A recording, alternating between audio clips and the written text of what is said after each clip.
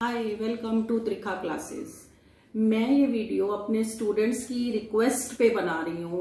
बहुत टाइम से स्टूडेंट्स के मेरे पास फोन आ रहे थे कि ma'am we are facing the problem to solve the practical problems, क्योंकि वो कह रहे हैं कि मैम हम स्कूल की भी ऑनलाइन क्लासेस ले रहे हैं, इवन हम ऑनलाइन ट्यूशन भी ले रहे हैं, कोचिंग्स भी ले रहे हैं, लेकिन उसके बाद भी कई बार नेटवर्क इशू होता है, क्लास लीव हो जाती है, फिर दोबारा से वो जब ज्वाइन करते हैं तो it will take time to 2 to 3 minutes to rejoin the class. So that's why they are not able to solve the questions, practical questions. तो उन्होंने मेरे को बहुत रिक्वेस्ट की कि मैम आप क्या कीजिए, आप एक ऐसी वीडियो बना दीजिए जिसमें आप सिर्फ हमें क्या कीजिए, फॉर्मेटिंग समझा दीजिए, ताकि हम उन स्टेप्स को यूज करके हम क्या कर सके, अपने प्रैक्टिकल प्रॉब्लम्स को सॉल्व कर सकें। तो बीइंग अ टीचर मुझे भी ये लगा कि इस टाइम पे मुझे अपने स्टूडेंट्स की हेल्प करनी चाहिए, तो इसलिए मैं उनकी हेल्प के लिए ये क्या बना रही हूँ, एक वीडियो बना रही हूँ जिसमें मैं डिफरेंट स्टेप्स बताऊंगी उन्हें कि how to solve the problems. तो ज्यादा टाइम ना लेते हुए चलिए स्टार्ट करते हैं from the partnership. Chapter 2, accounting for partnership. Accounting for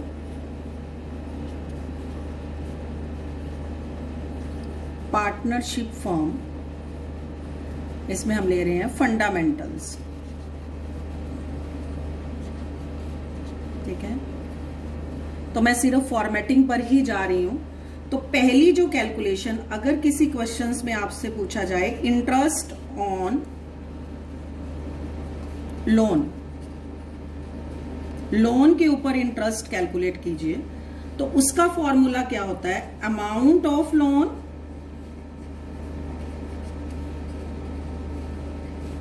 into rate upon 100 और इनटू टाइम। जब आप ये फॉर्मूला लिखेंगे तो you are able to calculate interest on loan. तो इट मींस आपको 3 चीजें चाहिए, अमाउंट ऑफ लोन चाहिए, रेट चाहिए और टाइम चाहिए। तो अमाउंट ऑफ लोन को अगर मैं लूं तो amount of loan will be given, आपको दिया होगा, there is no need of any calculation. Then rate, there are 2 possibility, may be rate will be given and second maybe rate not given. If rate is not given, at the rate of 6% per annum होगा। दिया हुआ है तो आप उसके according करेंगे, नहीं दिया हुआ तो 6% लगाएंगे। उसके बाद नेक्स्ट हमारी आ जाती है टाइम। अब टाइम से रिलेटेड भी क्या होगा, टाइम गिवन हो सकता है कि किस डेट को लोन लिया, और मे बी नॉट गिवन। अगर गिवन है तो you have to calculate the time, date of loan to books closed. अगर मैं इसका ये लूं किस तरह से, for example date of loan is given 1st July, तो how to calculate the time in this case, date of loan is given to you 1st July, और वहां से आपको कैलकुलेट करना है बुक्स क्लोज्ड। बुक्स क्लोज हो रही हैं 31st March को, तो you have to calculate the time from 1st July to 31st March, means जुलाई, अगस्त, सितंबर, अक्टूबर, नवंबर, दिसंबर, Jan, Feb and March. So how many months? 9 months in this case. And if date is not given, then it will be assumed that loan taken at the beginning of year, उस case में हम ये मानेंगे कि starting में ही loan ले लिया, तो फुल ईयर का इंटरेस्ट आप क्या करेंगे, कैलकुलेट करेंगे। तो इस फॉर्मूले को अप्लाई करके किसी भी क्वेश्चंस में आपसे पूछा गया अगर कि इंटरेस्ट ऑन लोन कैलकुलेट करना है, तो आप इस तरह से you are able to calculate the interest on loan. Second calculations है इंटरेस्ट ऑन ड्रॉइंग्स।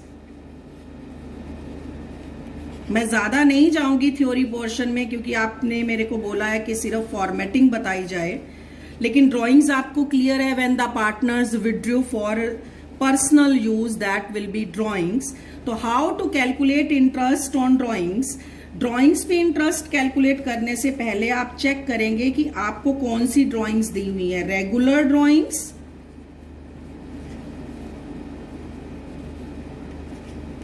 और इररेगुलर ड्राइंग्स।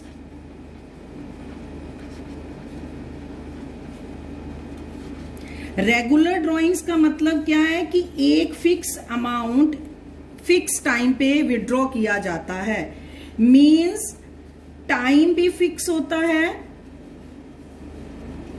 और अमाउंट भी फिक्स होता है, दोनों चीजें फिक्स्ड है। और इररेगुलर ड्राइंग्स में क्या होता है, इररेगुलर जो रेगुलर नहीं होती, नाम से ही समझ में आ रहा है, जो रेगुलर नहीं होती उसे हम कहते हैं इररेगुलर। मींस इसमें क्या है, time and amount are not fixed. ना तो टाइम फिक्स होता है और ना ही अमाउंट फिक्स होता है। जब पार्टनर को जिस डेट को जितना पैसा चाहिए होता है वो पार्टनर क्या कर लेता है, विड्रॉ कर लेता है। तो फर्स्ट मैं ले रही हूं रेगुलर ड्राइंग्स। अगर आपने क्वेश्चंस देखा कि रेगुलर ड्राइंग्स है, एक particular amount partners particular date को विड्रॉ कर रहा है, वो 1 महीना 2 महीने 3 महीने जितना भी कर रहा है, तो ड्राइंग्स पे इंटरेस्ट हम उतना चार्ज करेगी फर्म जितने मंथ्स उसने उस पैसे को पार्टनर्स ने यूज किया। तो उसके लिए देखिए क्या फॉर्मूला होगा, interest on drawings equal to total drawings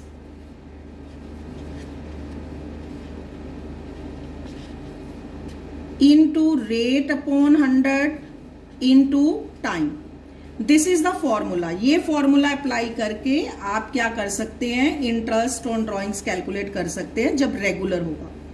तो अगेन इसमें क्या चाहिए आपको, टोटल ड्राइंग्स चाहिए सबसे पहले। अब टोटल ड्राइंग्स कैसे निकालेंगे, अगर आपको मंथली ड्राइंग्स दी हुई है और पूरे 12 मंथ्स तक पार्टनर्स विड्रॉ कर रहा है, 12 मंथ्स का ईयर है, इनटू 12 से मल्टीप्लाई कर देंगे। और अगर क्वार्टरली ड्राइंग्स दी हुई है उसको मल्टीप्लाई करेंगे 4 से। अब कई बार ऐसा होता है मंथ 12 मंथ्स का एंड ना होके वो 9 मंथ्स एंडिंग हो सकता है, उस केस में मंथली ड्राइंग्स को आप मल्टीप्लाई करेंगे 9 के साथ तो टोटल ड्राइंग्स आ जाएगी। ऐसे ही मे बी 6 मंथ्स का हो सकता है, 6 मंथ्स एंडिंग है ईयर, 6 महीने बाद ही एंड है हो रहा है ईयर का। तो उस केस में आप क्या करेंगे, मंथली ड्राइंग्स इनटू 6 कर देंगे। तो जो भी क्वेश्चंस में दिया होगा आपको, आप उसके अकॉर्डिंगली मल्टीप्लाई करके आप टोटल ड्राइंग्स निकाल लेंगे। सेकेंड जो आपको चाहिए दैट इज क्या है, रेट। रेट की कोई कैलकुलेशन नहीं है, rate will be given to you. इसमें रेट दिया होगा कि कितने % आपको क्या कैलकुलेट करना है, इंटरेस्ट कैलकुलेट करना है। Now the next which is very important that is time, how to calculate the time. अब टाइम कैलकुलेट करने का फॉर्मूला होता है, क्या फॉर्मूला होता है टाइम का, time left after first withdrawal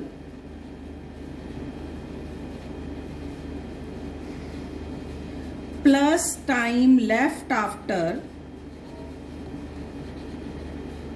last withdrawal divided by 2। ये फॉर्मूला अप्लाई करके आप टाइम कैलकुलेट कर सकते हैं। कैसे, देखिए फॉर एग्जाम्पल अगर 12 मंथ्स एंडिंग है और 12 मंथ्स एंडिंग, अगर drawings at the beginning of each month, second at the middle of each month or at the end of each month। तो किस तरह से कैलकुलेट करेंगे? अगर time at the beginning of each month है तो it means, देखिए formula क्या है, time left after first withdrawal, पहले विड्रॉवल के बाद जितना टाइम है। तो बिगिनिंग ऑफ ईच मंथ है तो पहला विड्रॉवल होगा बिगिनिंग ऑफ ईच मंथ, पहला विड्रॉवल फर्स्ट मंथ के फर्स्ट डेट को होगा, 1 अप्रैल को। Time left after last withdrawal 31 मार्च को क्लोज हो रहा है, तो time left after first withdrawal कितना हो गया? 1 अप्रैल से 31 मार्च को काउंट करोगे तो कितना आएगा? ये 12 मंथ्स। प्लस आगे क्या है? Time left after last withdrawal, आखिरी पैसा आप कब निकालेंगे, विड्रॉ कब करेंगे? लास्ट मंथ के, बिगिनिंग है तो लास्ट मंथ क्या होगा? 1 मार्च, 1 मार्च से 31 मार्च तक। तो आप कैलकुलेट कीजिए, देखिए क्या होगा।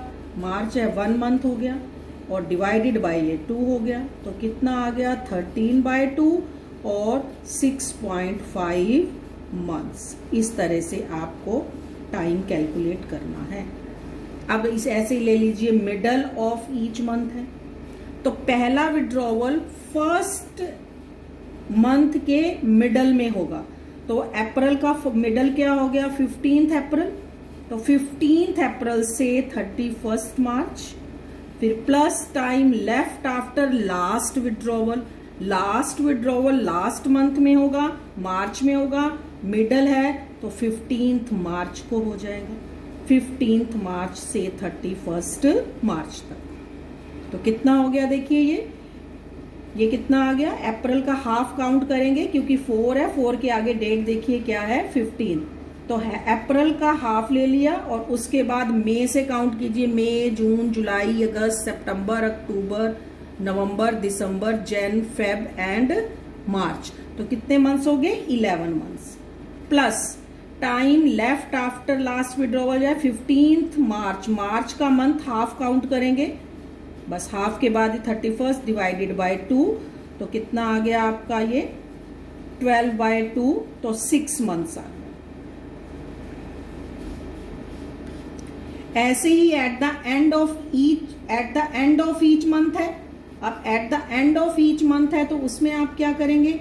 एंड ऑफ ईच मंथ है तो 4 फर्स्ट डेट जो मंथ है 4 और एंड का मतलब क्या हो गया?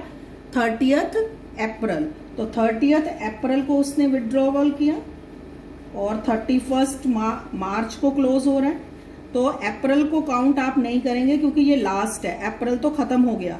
तो हम काउंट करेंगे मई से, मई, जून, जुलाई, अगस्त, सितंबर, अक्टूबर, नवंबर, दिसंबर, Jan, Feb and March. How many months? 11 months.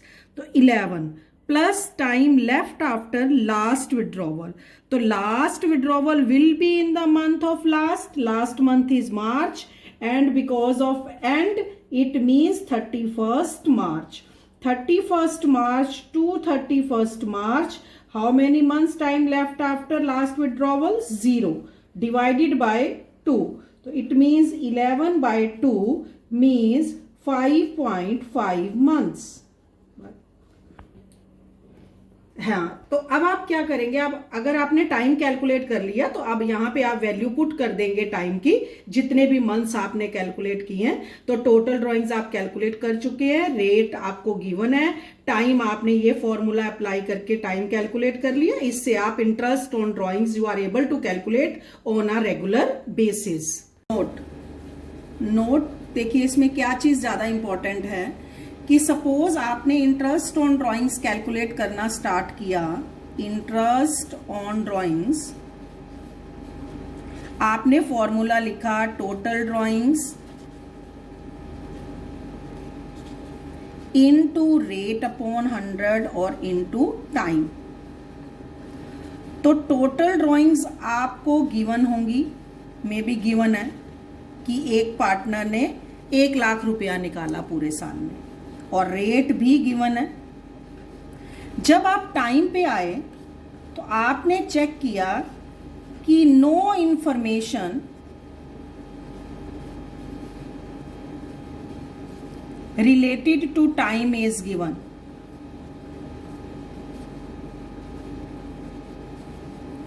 Time से रिलेटेड आपको कोई इंफॉर्मेशन दी ही नहीं हुई, कोई इंफॉर्मेशन नहीं है, तो आप कैसे टाइम निकालेंगे? आपको दिया ही नहीं हुआ कि कैसे पार्टनर विड्रॉ कर रहा है। तो उस केस में आप क्या करेंगे? You will check the rate of interest, check rate of interest. आप रेट ऑफ इंटरेस्ट को चेक करेंगे कि अगर आपको रेट ऑफ इंटरेस्ट में लिखा हुआ है एट द रेट ऑफ 6%, और दूसरी पॉसिबिलिटी हो सकती है at the rate of 6% per annum, तो आपको उस केस में ये चेक करना पड़ेगा कि आपको जो रेट ऑफ इंटरेस्ट है वो परसेंट दिया हुआ है या परसेंट पर एनम दिया हुआ है। अगर परसेंट दिया हुआ है तो हम फुल ईयर का निकालेंगे, टाइम को अवॉइड कर देंगे, अवॉइड टाइम, आप फुल ईयर का निकालेंगे। और अगर 6% पर एनम इज गिवन तो you will calculate the interest for 6 month, 6/12 कर देंगे। तो इस चीज को ध्यान में रखना है। आज हमने रेगुलर ड्राइंग्स में कैसे इंटरेस्ट कैलकुलेट करते हैं और इंटरेस्ट ऑन लोन कैसे कैलकुलेट करते हैं ये बताया है। आप मेरे को बताना क्वेश्चंस करके कि आप इसको यूज करके, इस फॉर्मेटिंग को यूज करके आपके क्वेश्चंस हो रहे हैं, जरूर मुझे बताइए। उसके बाद नेक्स्ट वीडियो में मैं आपके पास लेके आऊंगी इर्रेगुलर ड्राइंग्स होंगी तो हाउ टू कैलकुलेट इंटरेस्ट।